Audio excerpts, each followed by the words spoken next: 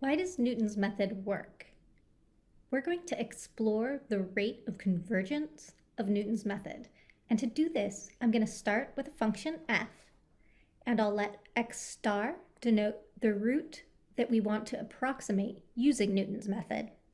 That means that f of x star is equal to 0, right? Because that's what it means to be a root of the function f. When we start to apply Newton's method, I start by making a guess, x naught. And this guess has some inherent error in it.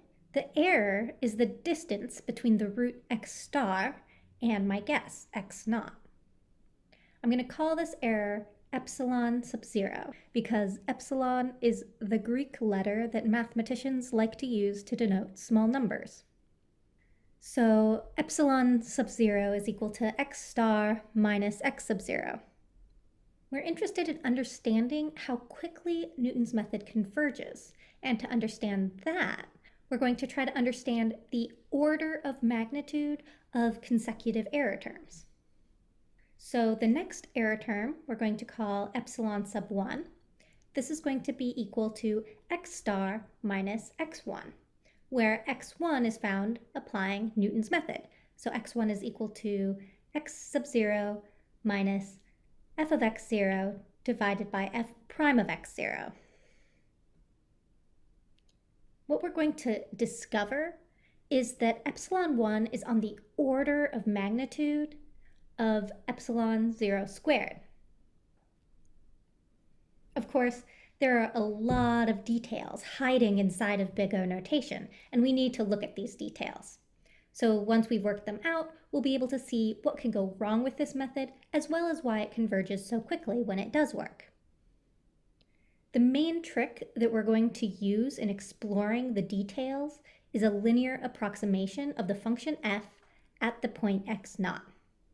So remember that the linear approximation for the function f at x naught is given by the equation f of x is equal to f of x naught plus f prime of x naught times the quantity x minus x naught plus big O of the quantity x minus x naught squared. Next, I'm going to set x equal to x star.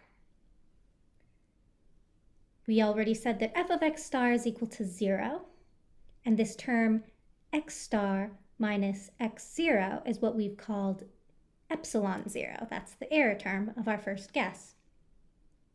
So this gives us an equation 0 is equal to f of x0 plus f prime of x0 times epsilon 0 plus big O of epsilon 0 squared.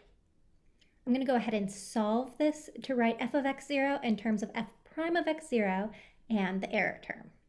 And this gives me f of x0 is equal to negative f prime of x0 times epsilon 0 plus big O of epsilon 0 squared. Note the change in sign on this big O term. You probably expected me to write negative big O of epsilon 0 squared. But this is one of the rules of big O. Remember, the only thing that matters is the order of magnitude. So negative big O of epsilon 0 squared is the same thing as positive big O of epsilon 0 squared. And we typically use pluses rather than minuses whenever possible. Now let's get back to analyze this error term epsilon 1 and see what we get. We define epsilon 1 as x star minus x1. I'm going to write x1 in terms of x0 using the formula from Newton's method. So this gives me that epsilon 1 is equal to x star minus x sub 0 plus f of x0 divided by f prime of x0. And this is where I'm going to go ahead and just plug in this formula for f of x0 that I found here. This was the main trick, and this is where we're applying it. So plugging this in, I get that epsilon sub 1 is equal to epsilon 0 plus 1 over f prime of x0 times the quantity negative f prime of x0 times epsilon 0 plus big O of epsilon 0 squared. This epsilon 0 is going to cancel with this term right here, and I'm left with 1 over f prime of x0 times big O of epsilon 0 squared, which of course is on the order of epsilon 0 squared. What's the upshot of this? Well, the argument that we just made didn't depend on this 0 or this 1. I can replace 0 with n and 1 with n plus 1, and I'm going to get the exact same relationship between consecutive error terms. So this means that the error term epsilon sub n plus 1 is on the order of epsilon n squared, which is on the order of the error epsilon sub n minus 1 to the 4th, etc. As long as this derivative on the bottom doesn't get too small, because if this gets too small, this error term is going to get big, the error terms converge to 0 quite quickly, and this approximation will work very fast. Of course, this method doesn't always work out that well, so we'll explore the ways that this method fails in the next video.